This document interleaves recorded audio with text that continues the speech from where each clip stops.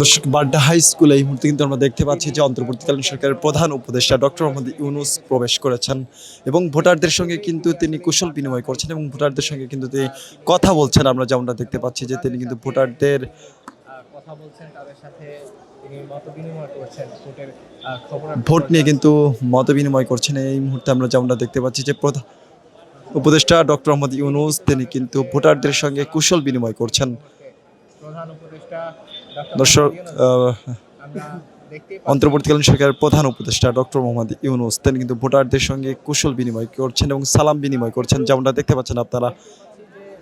অন্তর্বর্তী সরকারের প্রধান উপদেষ্টা এই মুহূর্তে ভাই, আপনারা সামনে গেলে তো আমরা পেছন থেকে পাবো না।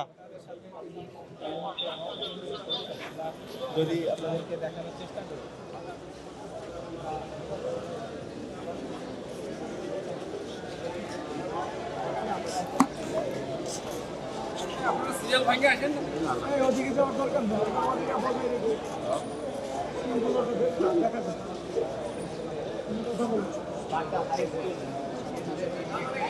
হাত নাড়িয়ে কিন্তু তিনি শুভেচ্ছাও জানাচ্ছেন সবাইকে।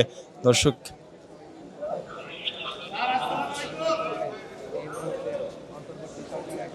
দূর থেকে কিন্তু প্রধান উপদেষ্টাকে উদ্দেশ্য করে একজন সালামও দিয়েছিল এবং সেই সালামের কিন্তু উত্তরও দিয়েছেন ডক্টর মোহাম্মদ ইউনূস।